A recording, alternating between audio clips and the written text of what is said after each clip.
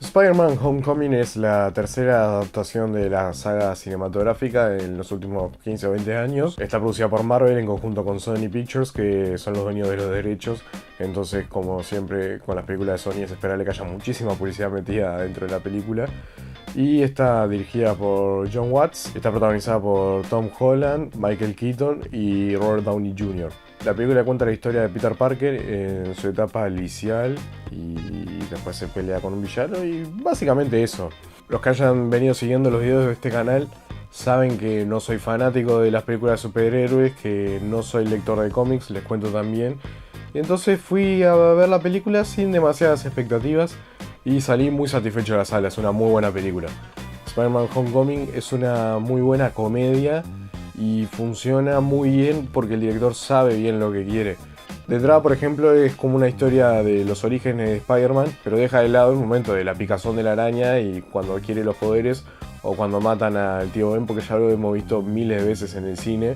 Entonces tienen claro lo que le interesa al espectador ver y lo que le interesa contar y lo que no. En este sentido también explora muchísimas cosas que no fueron exploradas de los poderes de Spider-Man, como por ejemplo cómo puede hacer para colgarse de la telaraña en una zona donde no hay edificios.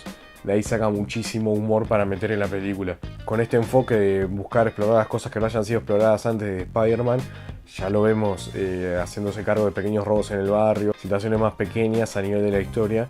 Así es que la película se enfoca en su etapa liceal y gran parte del comienzo, sobre todo de la película, es él en su secundaria y tiene por momentos algunas cosas que se parecen a 13 Reasons Why, sin ser una mierda en este caso. Es una comedia con toques dramáticos que funciona muy bien, pero que repite el principal error de la mayoría de las películas de Marvel y también de Wonder Woman, que es de lo poco rescatable de DC. El principal defecto de estas películas es lo homogeneizadas que están. Son todas muy similares, ninguna rompe el molde, ninguna se sale de lo común. Las películas que más fácilmente recuerda a la gente son las que fueron un poco más allá e hicieron algo diferente o hicieron algo por lo menos no previamente hecho. Y así es, por ejemplo, que si uno se pone a pensar en películas de superhéroe, recuerda a Iron Man por el prototipo de superhéroe con fallas y el humor que metía que no se había utilizado previamente, y también el Soldado de Invierno de Capitán América por cómo llevó la narrativa en otro sentido.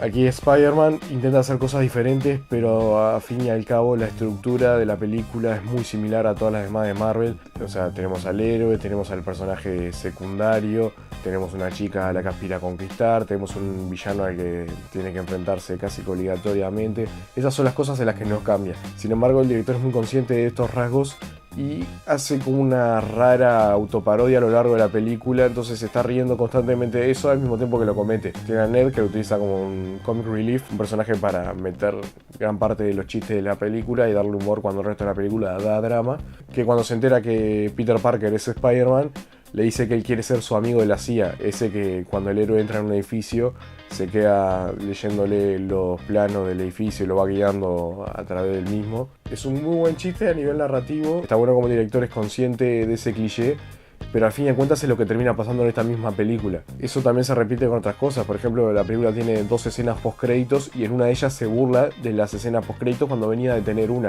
Se ríe de algo que termina cometiendo la película también. Termina siendo un raro híbrido autoparódico que funciona muy bien, pero que me hubiese gustado ver que llevara esas diferencias un poco más allá, por lo menos en la estructura, para diferenciarse verdaderamente con una película. Igual está bueno porque toma decisiones clave, momentos clave, que ahí marca una diferencia. Esta intención del director queda clarísima en un momento que, si no vieron la película, voy a poner la alerta de spoilers. Si no viste Spider-Man, saltá a este momento. Son los spoilers ligeros, el momento en que él está luchando con los camiones en la ruta y su equipo del declatón de trivia, no sé cómo decirle, está en la final del concurso nacional. El montaje parece sugerir un montaje paralelo donde vemos que él está llegando tarde a eso y vemos que el declatón sigue adelante. Entonces parecería que se va a dar la típica escena en la que él llega justo a último momento, le abre la puerta y dice ¡detengan ese concurso! Y se mete y da la respuesta correcta al último segundo posible y todos lo levantan en brazos y gana y no pasa eso. El equipo gana sin él, sin problema. muchísimo antes que él llegue, y es un muy buen chiste a nivel de dirección. El papel de villano siempre es el principal blanco de las críticas en las películas de superhéroes. Siempre son personajes poco desarrollados, sin casi motivaciones, solamente a alguien que le pasó algo malo, etcétera, etcétera, que dice, tengo que destruir a este superhéroe porque los productores así me lo ordenan. Y entonces tiene una risa malvada y un par de seguidores medios extraños, y termina enfrentándose con el superhéroe y lo mata sin mucha complicación en algún momento. Acá Jon Watts es muy consciente de eso, entonces casi como otro chiste más, comienza la película con 2 o 3 minutos en los que condensa todo lo que sería la historia, las motivaciones del villano, en esta película Vulture, interpretado por Michael Keaton, y ya está.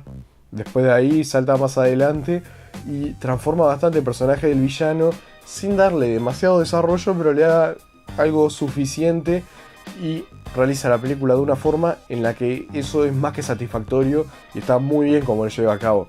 El enfoque de Jon Watts en esta película es mostrar a Peter Parker como un joven inexperto, sensible, vulnerable, imperfecto, que no tiene total dominio de sus poderes ni de sus propias emociones. Entonces lo vemos impidiendo varios pequeños robos en el barrio, pero siempre con la mentalidad de no herir a nadie.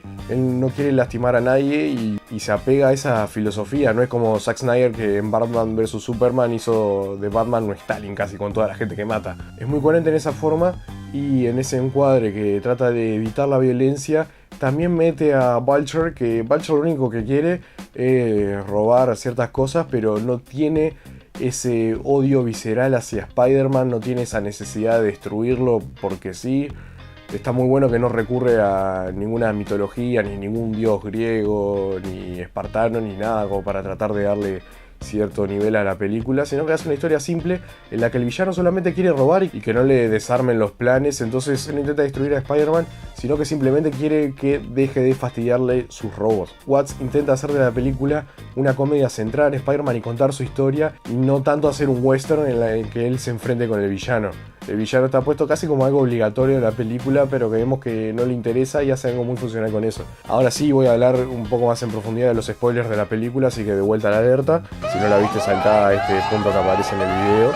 Es clave para entender el enfoque de la película cómo resuelve el clímax. En la batalla final, en la que siempre vemos fuego por todas partes y el villano y el héroe que se enfrentan sacándose toda la sangre y de una manera bestial, acá no tiene nada que ver. Acá simplemente es Vulture tratando de irse con el avión robado e intentando golpear a Spider-Man al punto no de matarlo, sino simplemente que no lo moleste más y que se pueda ir.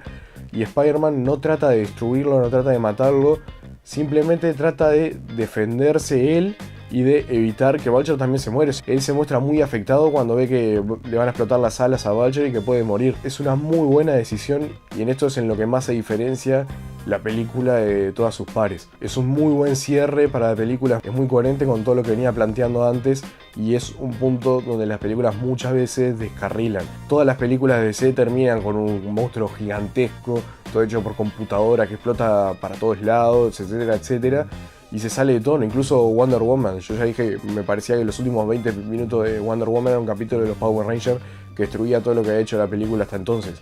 Acá es muy diferente, incluso la animación y la digitalización de Vulture es muy buena, y es un muy buen clímax y una muy buena resolución para esta película, que es muy orgánica en sí misma. Ya que sigo dentro del terreno de los spoilers, quiero decir que me pareció completamente al cohete el personaje de la tía May. No aporta nada en la película, era otra cosa obligatoria también que tenían que meter porque estaba en los cómics. Y me gustó, por ejemplo, como el director creo que también sintió la inclusión de este personaje como algo obligatorio, y encima le eligieron a una actriz bastante bonita como Marisa Tomei. Entonces, en vez de explotarlo como algo sensual y darle cierto carácter erótico al personaje, como muchos quizás esperábamos que hiciera, él está constantemente afeándola a través del vestuario y los lentes que le pone.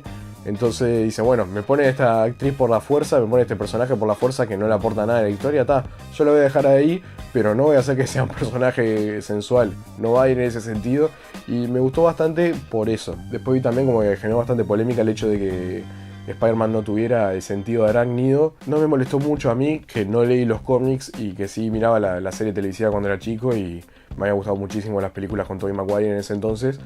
Pero entiendo que muchos fans se vean molestados por eso, porque a mí me pasa lo mismo. Yo soy fanático de Game of Thrones, me encantaron los libros y me molesta mucho cuando veo que la serie deja de lado algunos personajes muy interesantes que me encantaría ver ahí.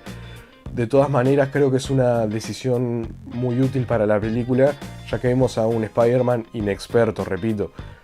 Hubiera sido muy fácil para él resolver toda esta película en caso de tener el sentido arácnido, y hubiera perdido esa vulnerabilidad y un poco esa sensibilidad del personaje, porque hubiera tenido las cosas muy claras, y aporta muchísimo en este caso al desarrollo del personaje y a la película como comedia el que él todavía no sepa cómo hacer las cosas que tiene que hacer. Es una muy buena historia, una película del coming of age o del personaje entendiendo el mundo alrededor y creciendo como persona. Es una muy buena resolución de guión cuando Robert Downey Jr. le saca el traje y le dice que si precisa el traje de superhéroe para ser un superhéroe, entonces no lo merece. Cómo él se transforma después es un muy buen arco de transformación del personaje. Las actuaciones son muy buenas en general, rinden mucho para comedia a los personajes, sobre todo Jon Favreau como Happy y Robert Downey Jr. como Iron Man.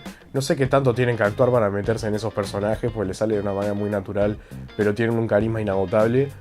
Tom Holland es muy bueno también, da muy bien con el perfil del personaje y la manera en que está enfocada en estas películas.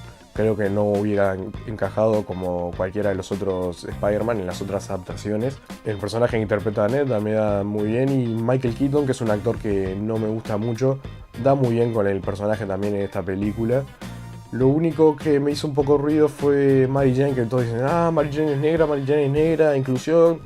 Me pareció intrascendente, pero sí me pareció bastante flojo de guión el personaje de Mary Jane en sí, dejando de lado el color de piel que le puedan poner a la actriz. Me resultó un personaje bastante conveniente al guión.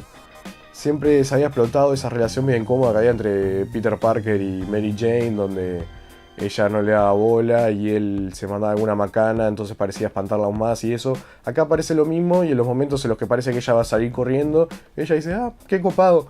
Y está bien, es una vuelta de tuerca sobre lo que se había hecho antes, pero es como que siempre le sale todo bien en ese sentido a Peter Parker, y eso es lo que no compro, no me convence tanto.